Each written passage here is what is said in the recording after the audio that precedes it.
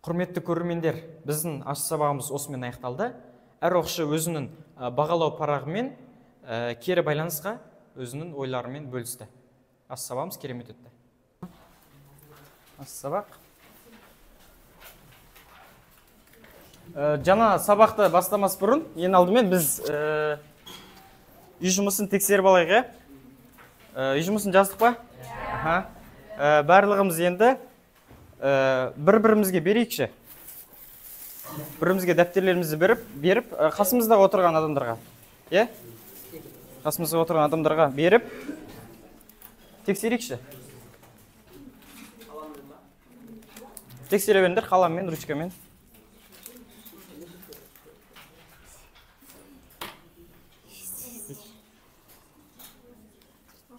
Бір-бірлеріңізді стикер арқылы бағалайсыздар, хорошо?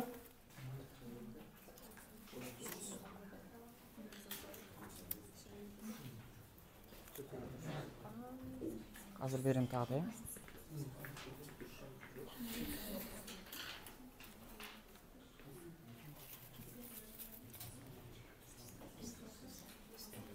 да. Дұрыс па екен?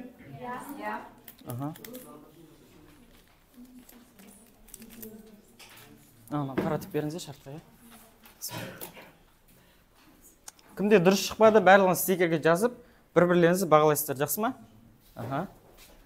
Ары қарай. Енді тағы да біз осы келтіру формулалары тақырыбы бізге 8 сағатқа бөлінгендіктен біз жаңа сабақты бастамастан бұрын тағы да бір қайталап өтейік. Енді біз ақиқат жалған әдісін немесе шындық жалған әдісін қарастырып өтейік. Негізгі тригонометриялық тепе-теңдіктер 6 формуладан тұра ма? Барлығымыз жауап берейік. Тепе-теңдіктер 6 формуладан тұра ма негізі? Жоқ. 3 формуладан тұрады, біле жүрейік. Екінші, косинустың 4-ші ширектегі мәні теріс пе? 10 болады, дұрыс. Синус жұп функция. Косинус қана жұп функция. Тангенс және котангенс кері функциялар ма? Кері функция ма? Қалай? Тангенс және котангенс бізде кәдімгі функциялар екен, кері функцияларды біз келесі сабақтарда өтеміз. Синустың 60 градустағы мәні 2 кетен бе? Жоқ. Синус пен косинус минус 1 мен 1-дің аралығында ғана жүреді. Енді тангенс пен котангенстің көбейтіндісі 1 кетен бе? Ақиқат, Синус, косинус, тангенс және котангенс периодты функциялар. Периодты.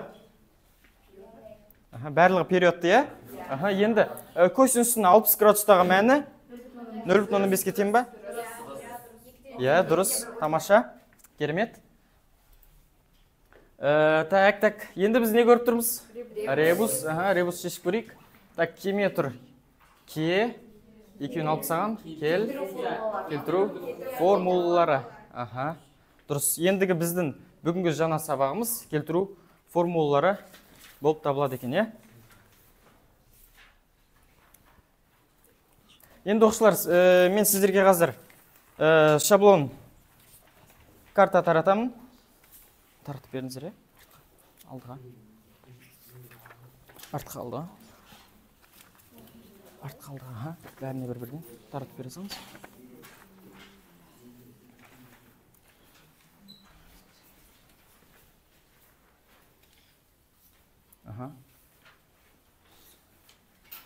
Бірінші қатарға да бере салайық.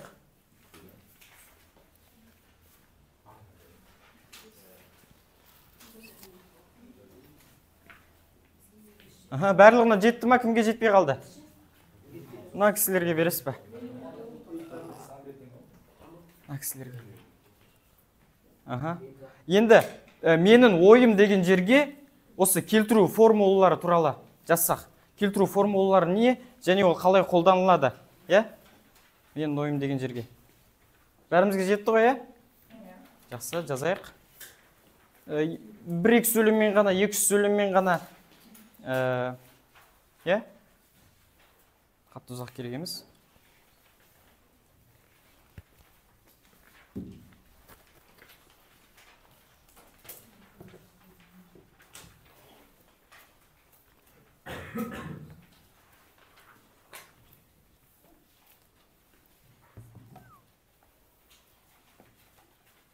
Біз алдыңғы сабақтарда өттік, келтіру формулаларын,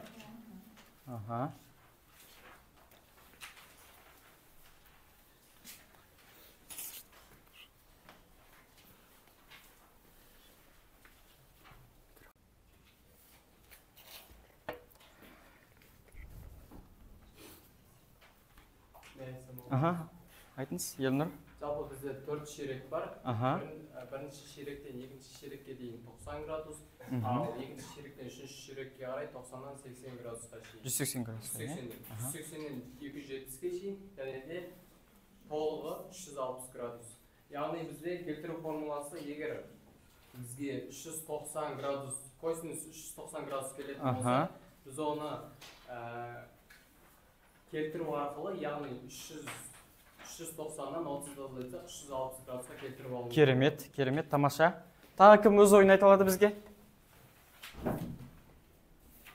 Енді оқушылар, енді кітаптың ойын көрейікші. Кітапты бір осы келтіру формулаларын анықтамасын тез-тез 2-3 рет қайталап оқып жіберсеңіздер. 44-ші бетте, алғашқы бір толықтай абзац екен, Кім бізге толықтай жақсылап оқып береді? Тригонометриялық функцияларды байланысты көптеген есептерді шығарғанда кез келген бұрыштың тригонометриялық функцияларын сүйір бұрыштың тригонометриялық функциясын келтірудің маңызы зор. Дұрыс. Біздің Ернұр дұрыс айтты, былайша айтқан кезде. Біз енді алдыңғы сабақтарда синус және косинус функцияларының келтіру формулаларын қолдандық. Енді соған орай біз синус пен косинусты алып, тангенс пен котангенс функцияларының келтіру формулаларын қорытып шығарған болатынбыз. Енді біз енді кезекте қолданылуын келтіру формулаларын қолданылуын қарастыратын боламыз. Ең бірінші А деңгейінің есебі. Бәріміз дәптерге орындайық. Кім бізге тақтаға шығып есеп шығара алады?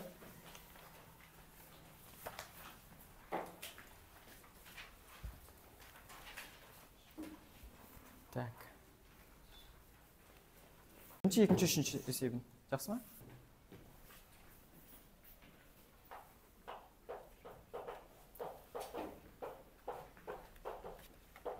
Шығасыз ба?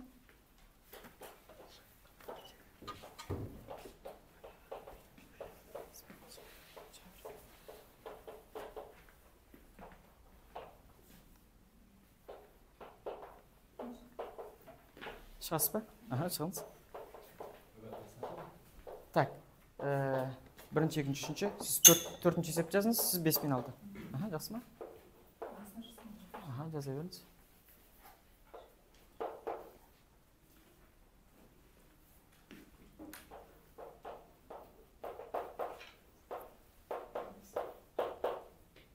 Төртінші есеп, 240.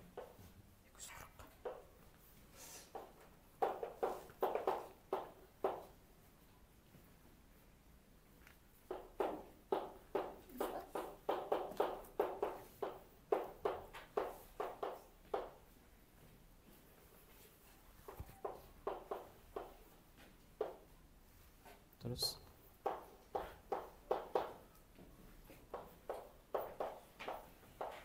Төртінші есеп жазамыз.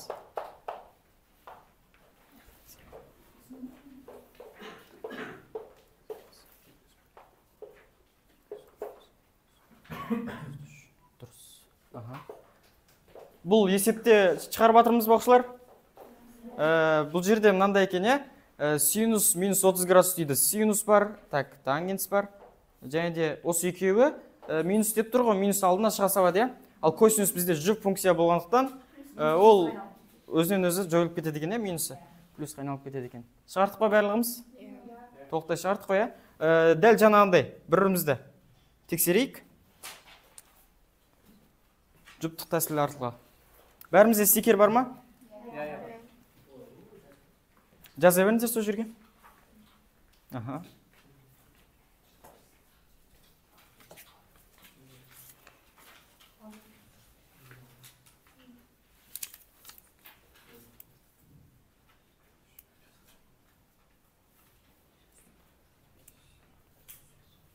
Косинус 210 градус болады, минусы жойылып кетеді, әшейін. 8-ден косинус 60 градус болады екен. 270-тен. Қанша болады бізді көзде? 2-ден 1 болады. Тамаша. Барлығымызға дұрыс ба екен? Енді оқушылар, бізде Б деңгейін есебе. Бізде барлығы келтіру формулалары, бірақ квадраттары ғана бар. Мен айтқанын алдыңызға бақтай, квадраттар ол ешқандай өзгермейді. Жақсы ма? Бәріміз дәптерге орындаймыз тағы да.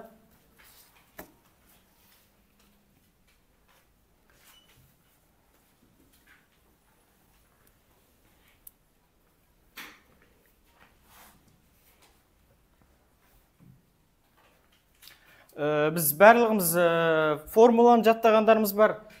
Бірлік шеңбер арқылы шығарып жатырмыз, кейбіреулеріміз, осылай алып қойып, мына біреу бізде x, мына біреу бізде y.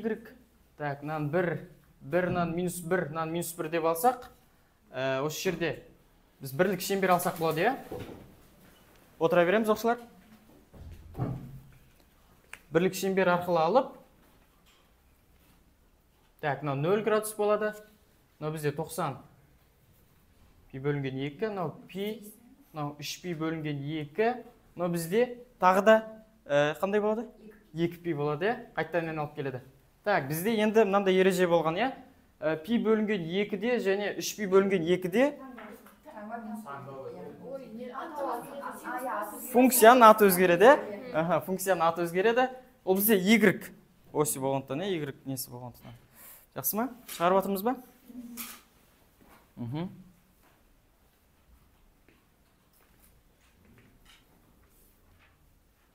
Төртінші есеп пен бесінші есепті кім шығарды? Жауаптар қандай болды?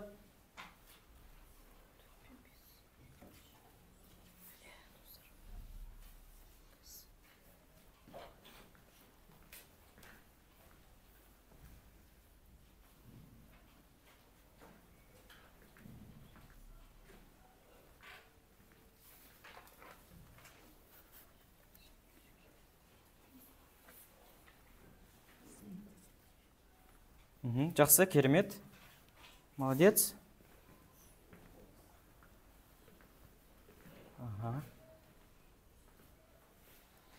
Көбіміз осы бірлік шеңбер арқылы шығарып жатыр екенбіз,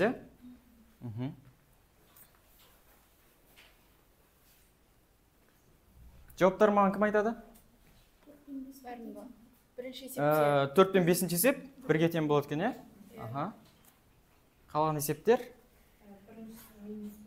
тәсіл арқылы осы сабақты түсініп жатырмыз деген, енді түсініп келемін, түсінбедім дегендер.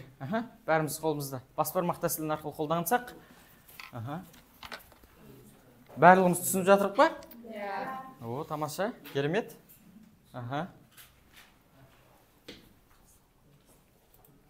Так, оқушылар, біз не көріп тұрмыз енді?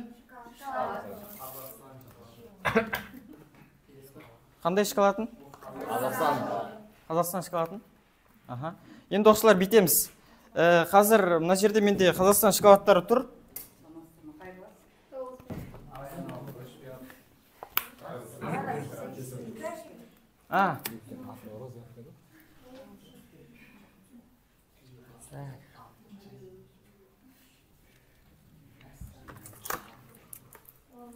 Мынаны қаттылап тұрып есеп сапта жауап. Мен де білмеймін ішінде не болып жатқанын. Енді былай оқушылар. Қазір әр оқушы таңдайды бір-бір шоколадтан. Кейбіреуінде шоколад болуы мүмкін, кейбіреуі сұрақ болуы мүмкін. Кейбіреуі сондай болайын деп тұр, енді қызық болайын деп тұр. Енді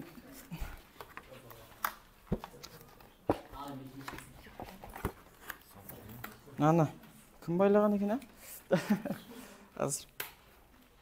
Қызық болайын деп тұр, бұның өзі. Ашылуының өзі қиын екен. Так.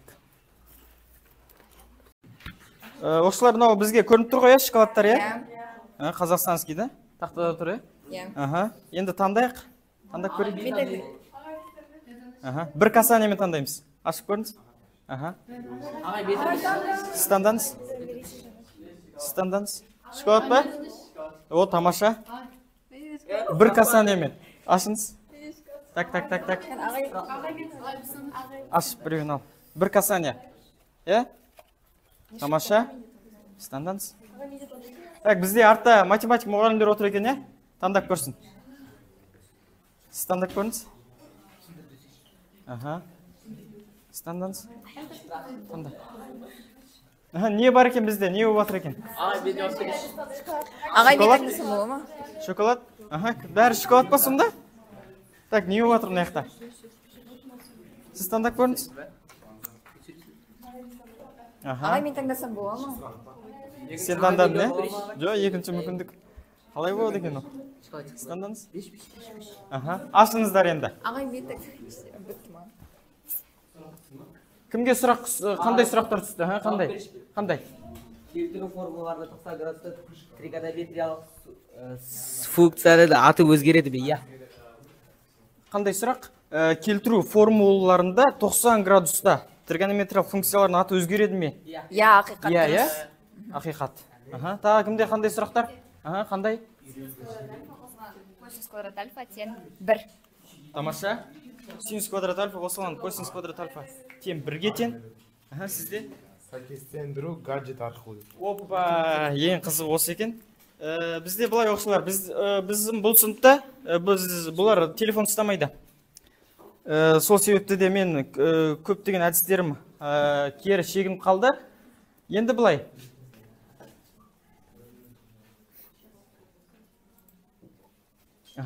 Кімге түсті жаңағы? Гаджет. Сіз ортаға шығыңыз. Сәйкестендіру дейді. Шыға беріңіз. Бізде мынандай екен. Көрініп тұр ма тақтада? Көрініп тұр. Қалғандарымыз барлығымыз жазып, мынаны сәйкестендіру керек. Мысалы, тангенс 360 градус қосылған альфа. Ол қайсысы мына жерде? Бұлай алып кеп, бұлай қоямыз. Жақсы ма? Сіздер дәптерге теңестіріп жазасыздар. Жақсы ма? Сіз немесе отырасыз ба? Сізде дәптерге жазыңыз. Онда барлығымыз бірге орындайық, жақсы ма? Ағай, мен біреуін істесем бола ма? Айтыңыздар, топпен айта беріңіздер. Тангенс 360 градус плюс альфа тангенс альфаға тең. Так, тангенс 360 градус қосылған альфа. Тангенс альфаға тең. Тангенс альфаға тең. Көрейік. Дұрыс. Енді? Тангенс пи минус альфа тең. Минус тангенс. Келесі кім айтады? Сіз айтыңыз. Тангенс пи азайтылған альфа минус тангенс альфа. Минус тангенс альфаға тең дейміз. Дұрыс екен. Айтыңыз. Синус 360 градус минус альфа минус синус альфа. Қайсысы? Минус синус альфа. Ағаймен асайды тұр ғой. Мына біреу қайсысыған тең дедіңіз? Астына? Дұрыс ағай. Дұрыс. Айтыңыз. Катангенс пи қосылған альфа, ол бізде катангенс альфаға тең. Көрейік. Дұрыс. Екеуі қалыпты. Айтыңыз. Катангенс 360 минус альфа минус катангенс альфаға тең. Минус катангенс альфа. Қалғаны тең. Дұрыс. Айтыңыз. Соңғысы енді айдан анық, Айдан анық енді. Так. Дұрыс шештіге? Тамаша.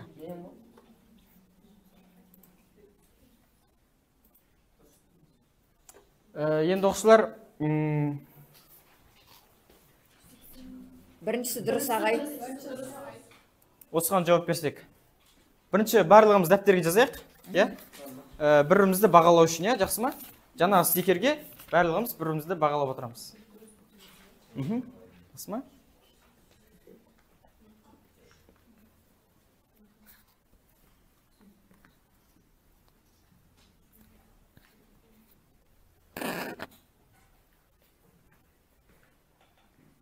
Мысалы, біріншісін жазамыз, дұрыс, немесе бұрыс,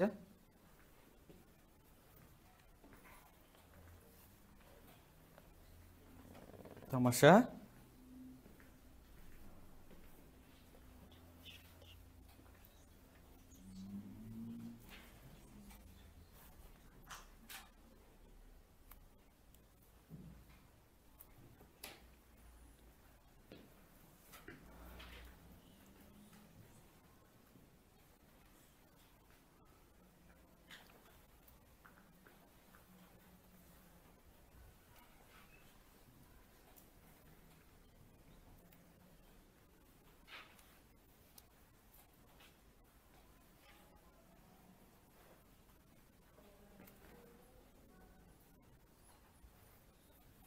Болып қалдық оқушылар.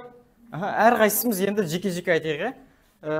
Біздің мақсатымыз бұл жерде жеңу емес. Біздің мақсатымыз бірлікте, сыныпта. Жақсы ма? Айтасыз ба? Біріншісі? Біріншісі дұрыс, е? Екіншісі? Екіншісі бізде бұрыс. Себебі Бұрыс па, дұрыс па? Бұрыс, е? дұрыс емес, алдында минус таңбасы болады. Дұрыс. Сіз айтыңыз? Үшіншісі бізде дұрыс. Дұрыс. Айтыңыз. Төртіншісі бұрыс. Неге? Дұрыс.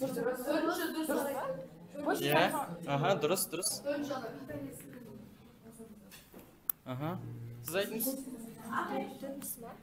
Синус 90 градус минус альфа тең косинус альфа бұл дұрыс.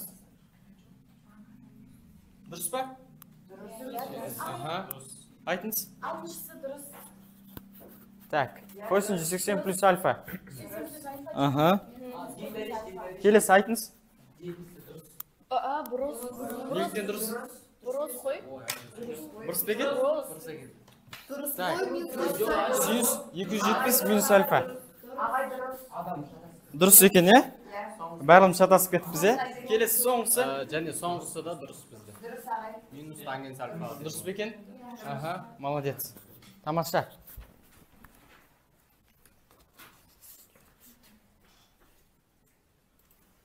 Енді оқушылар, бізде 4 ширек бар, е? Жаңағыдай көрсеткендей, е? Тригонометрия функцияларда, басқа да функцияларда болсын. Енді осы тангенс 70 деп тұр, синус 75. Мысалы, тангенс минус 190 деп тұр. Қай ширекте жатыр барлығы?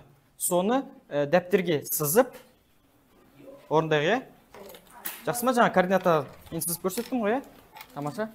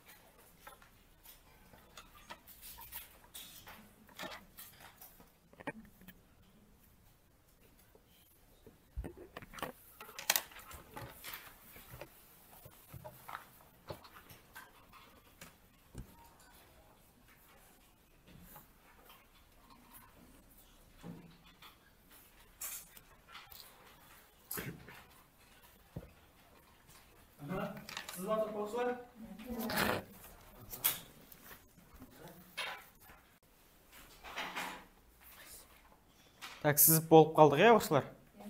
Болдық, е? Енді бетейік, оқушылар. Жаңағыдай жұп тапсырмасы бойынша, жұп қасымыздағы адаммен дәптер ауыстырып, тексерейге.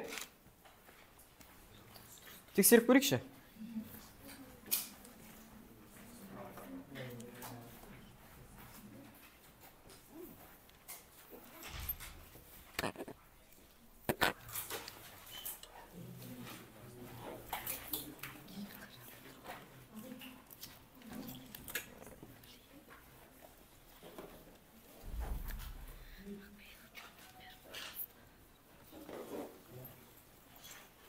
тамаша.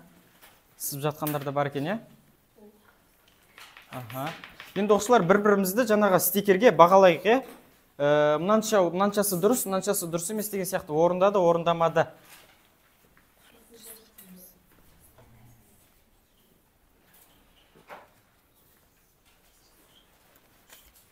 Бағалап жатырмыз, иә?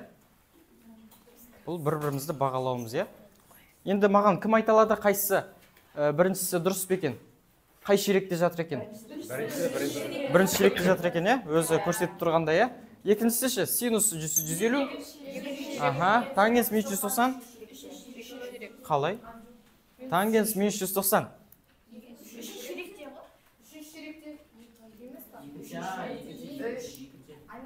Молодец. Керемет. Қанша ширек деген? 2. Кім айтты, есіміңіз кім? Бекзат. Батыр. Молодец. Так, келесі. Бұлай ғой оқушылар. Мысалы, дәл жанағындай ғой, иә? Но бізде көріне ме екен? Көрініп тұр, иә? Дәл жанағындай. Бізде бұлай ғой, иә?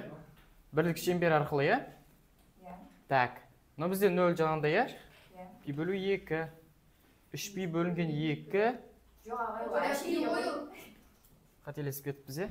Так.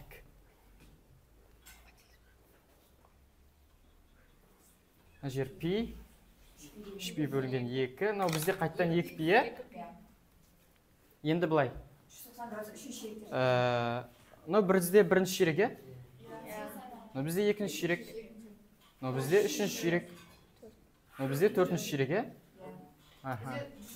Енді бізде ол, мысалы, сағат тілі қалай жүреді бізде? Сағат тілі бізде, оқушылар, бұлайнан жүреді ғой, е? Бізде тригонометрия сағат тіліне қарама-қарсы екен. Біз сағат тіліне жүрсек, мұнау минус болады екен. Ал егер сағат тілімен қарама-қарсы жүрсе, ол бізде плюс болады екен. Е? Мынау 1, мынау 2, мынау 3. Енді қараңыздар. Так, мынау минус қой, е? 190. Бұлайнан бармай ма? 1, 2, мынау 180 болып кетеді. Мынау 190. Примерно ол мына жерде тұр. Е? Екінші ширекте, е?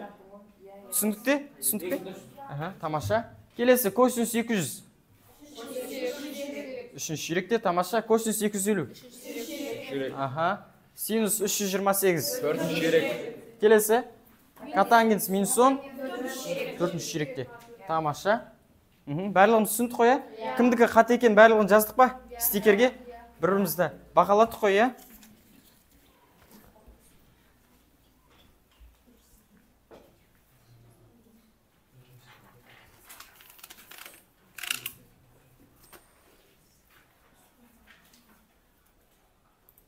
Енді оқушылар, бізде келесі кері байланыс, е?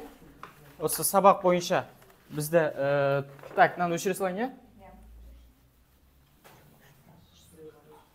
Қалып кете береді екен бізде осы. Так. Болды.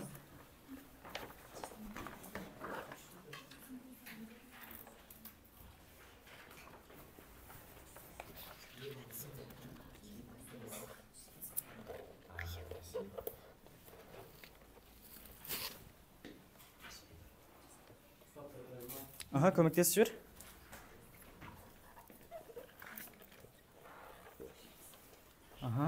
Дұрыс.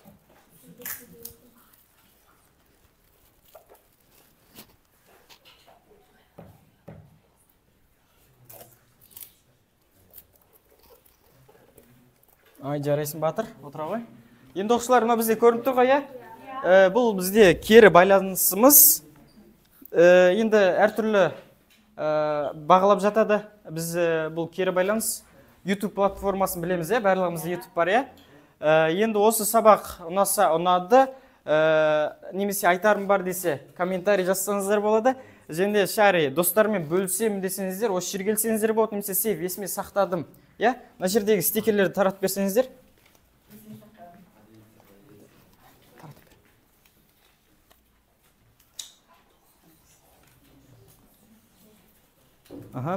Барлығымыз өз ойымызды жазайық, е? Жетпей қалғандарға барлығымызға берейік, е?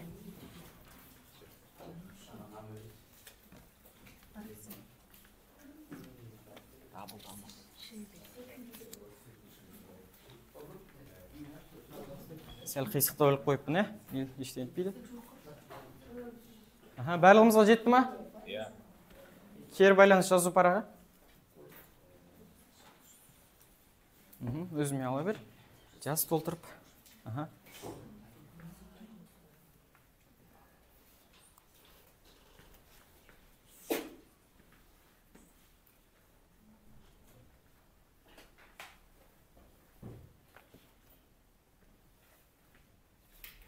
Жазамыз.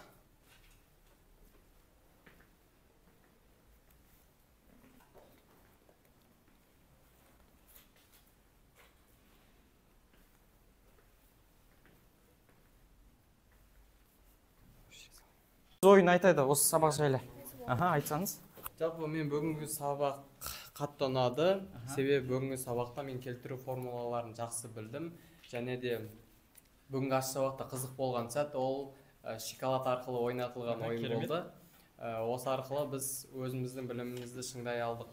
Және де барлығы ұнады бүгінгі аш сабақта. Керемет. Қағым айтады? Бүгінгі аш сабақ өте керемет деңгейге өтті. Маған қатты ұнаған ол сіздің аш сабақ өту тәсіліңіз. Және есеп шығарған кезде менің түсінген және түсінбеген жерлерім болды. Ал бұлай ұнағаны ол кері байланыс YouTube деген. Өте керемет. Қағым айтады, сіз айтасыз ба? Қазір барам.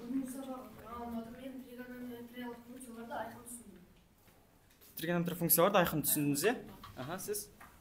Маған бұл сабақ ұнады, және де осы сабақта алдағы уақытта есімде сақтаймын деп сенемін, және де алдағы уақытта осы сабақтан тапсырмалар келетін болса, қиналмай тапсырмаларды жазып беретіме сенімдімін. Өте керемет.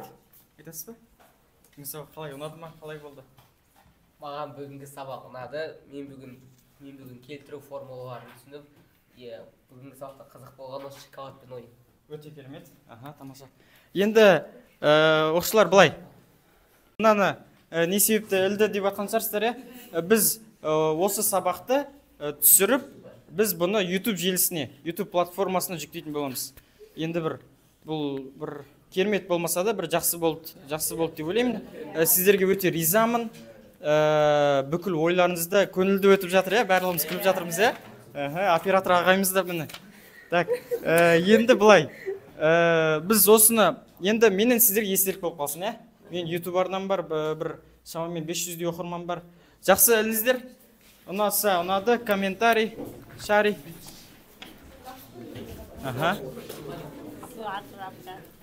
Керемет, жапсырамыз.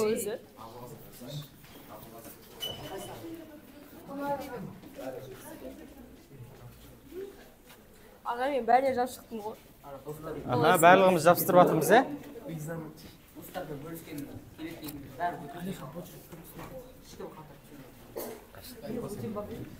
Әкеңіз мен ілесі ғайын, қайсы соң ілесі? Ұнады, тамаша.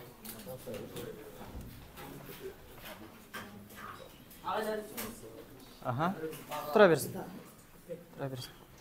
Керемет. Так, бізде ұнағандар көп екен. Достарымен бөлісемін дейді, есіме сақтадым дейді. Мен жақын арада YouTube платформасы саған кездеді, бұны істейтін болса, қаршы? Жақсы ма?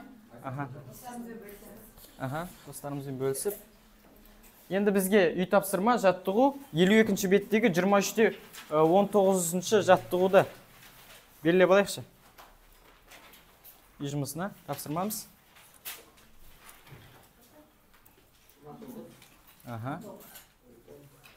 Үй тапсырмасын жазып алдық па? Оқушылар. Осы сабаққа белсенді қатысқан оқушылар барлығымызға, сабаққа қатысып жатқан мұғалімдерімізге де үлкен алғысым шексіз. Сіздермен бірге тағы да алдағы күндері сабақта қызықты өтуге атсалысамыз. Жақсы? Көп рахмет сіздерге. Назарларыңызға рахмет.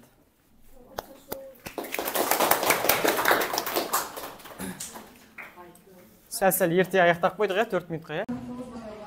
Керемет, бүгін біздің таңдалып отырмыз. Бекат жұмысында кішкене қателіктер жіберді, бірақ аш сабақтың басында бекінді сақтық тапсырмалы жолдап отыр. Керемет. Айым айтады. Енді сіздерге айтыңыз. мен өзім парталасым аялымды 10-нан 10 деп бағалаймын. Керемет қатысты, үйреншілігі де бәрі болып жатыр. Тамаша. Енді осылар білім тосылмайтын байлық, иә? Сіздерге тосылмас білім, байлық, денсаулық, барлығы